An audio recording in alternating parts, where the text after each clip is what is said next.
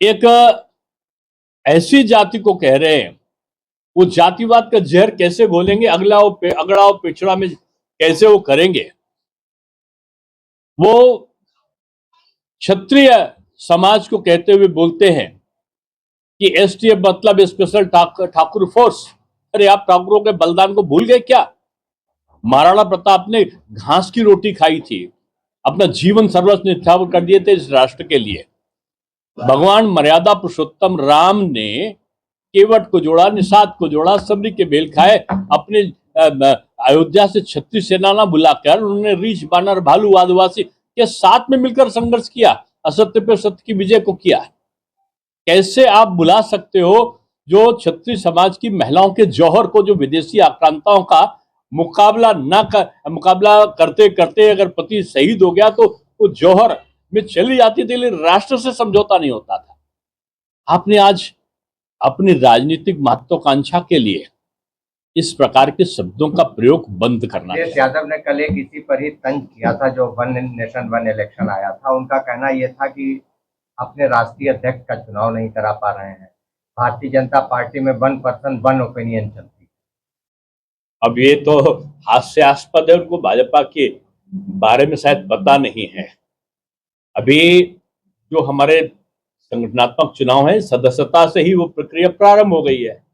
सदस्यता जिस दिन समाप्त होगी उस दिन इलेक्शन का एजेंडा भी घोषित हो चुका है कि सदस्यता पूरे होते ही प्रदेशों के चुनाव होते ही केंद्र के चुनाव, मैं समझता हूँ दिसंबर के आखिर तक सब संपन्न हो जाने। भारतीय जनता पार्टी पहले ही घोषित कर चुकी, वो शायद उनको जानकारी नहीं होगी इसलिए कहा होगा। आदरणीय खड़गे साहब और उनकी पार्टी के जो सलमान खुर्शीद जी हैं, सलमान खुर्शीद जी का यह बयान आया कि भारत में बांग्लादेश की स्थितियां हो जाएंगी। ये सपना देख रहे हैं दिन में। और खासतौर से खड़गे जी तो मेरे राज्यसभा में मेरी सीट के सामने ही है उनका। वो बहुत कम समय के लिए आते हैं और जितने समय आते हैं आधे समय वो सोते हैं। और मुझको लगता है सोते समय वो दिन में सपना देखते होंगे कि भारत में कब मारकाट हो गई, कब अस्थिरता हो गई, कब सांप्रदायिकता बढ़ गई, जातीयता बढ़ गई और उनका राज कब हो गया। यही सपना देखते होंगे और वो मोदी जी और योगी जी के रहते हुए पूरा नहीं होने वाला।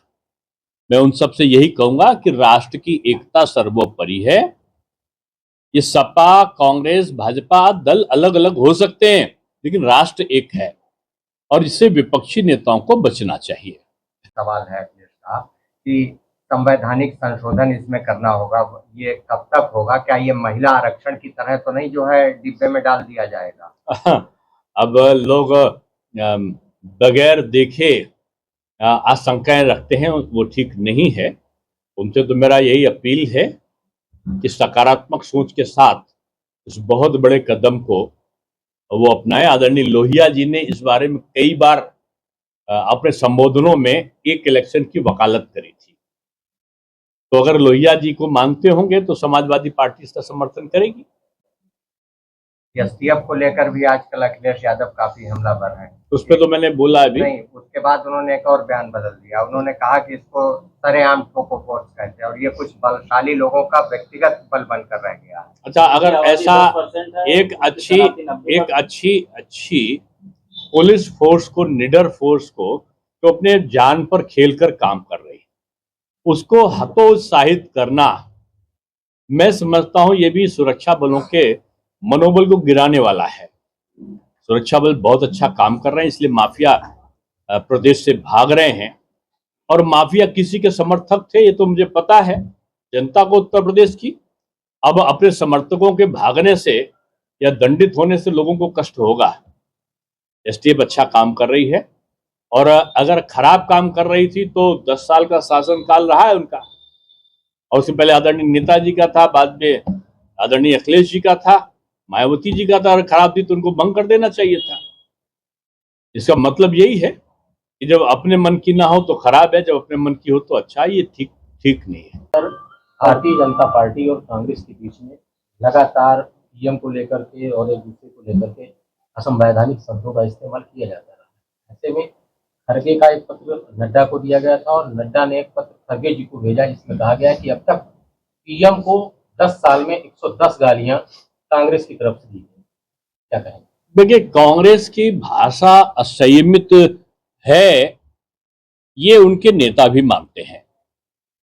ये वही पार्टी है जिसने जगजीवन राम, जो अनुसूचित वर्ग थे, उनको प्रधानमंत्री नहीं बनने दिया, अपमानित किया।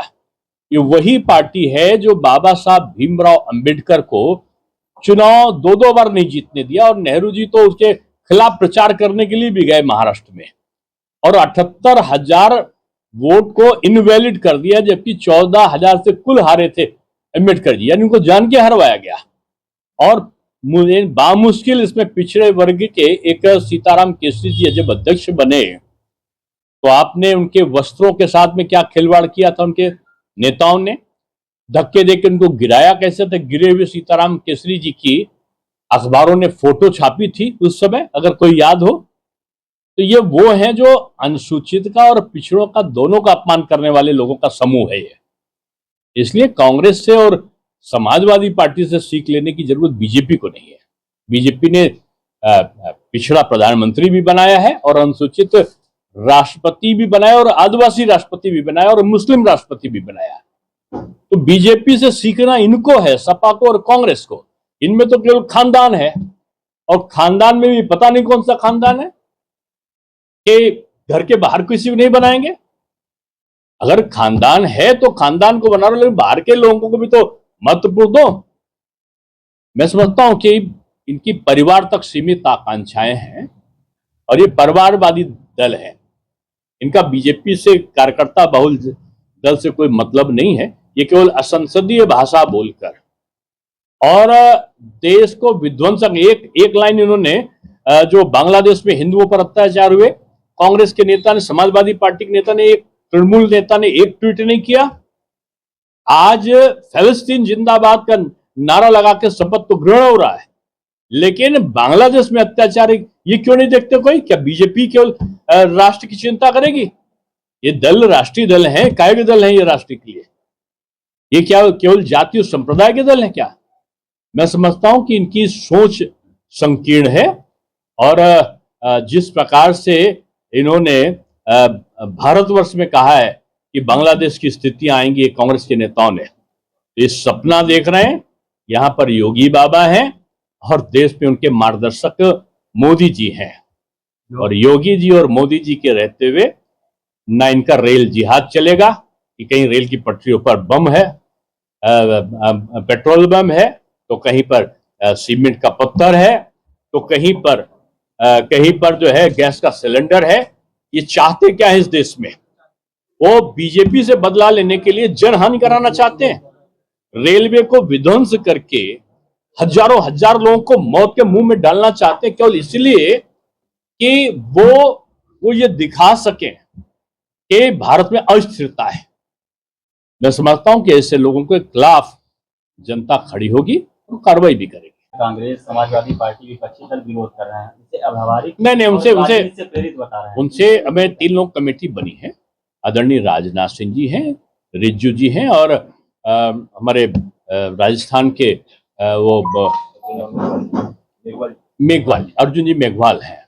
वो वार्ता करेंगे, और उनसे आग्रह है कि वो राष्ट्र के मूल उसमें आवे, अपव्यय कम हो, खर्च कम हो, समय की बचत हो, डेवलपमेंट का काम जो साल भर रुके रहते हैं, 6-6 महीना रुके रहते हैं, उनमें तेजी आवे, और ये सब लोग मिलकर लोकतांत्रिक परंपराओं को मजबूत करें। धन्यवाद।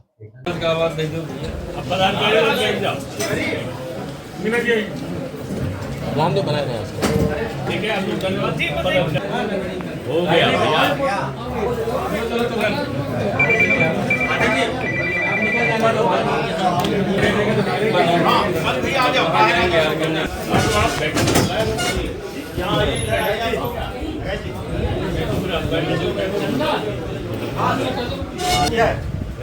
और उधर ये कल्याण को हमारी कवर कर लेना।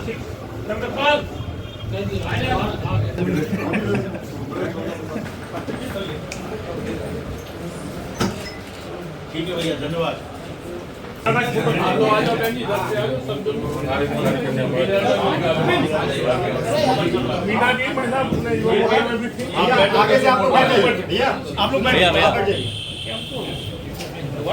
चलिए धन्यवाद। अब जो लोग बैठक में वो बैठेंगे, बाकी लोग जी मिले सर। आइए अभी तो आप जब बच्चे हो, आप समाजवादी से भी आए हैं और आपका हो गया दोनों का है मिश्रा जी लोग जी ऐसा सब कुछ याद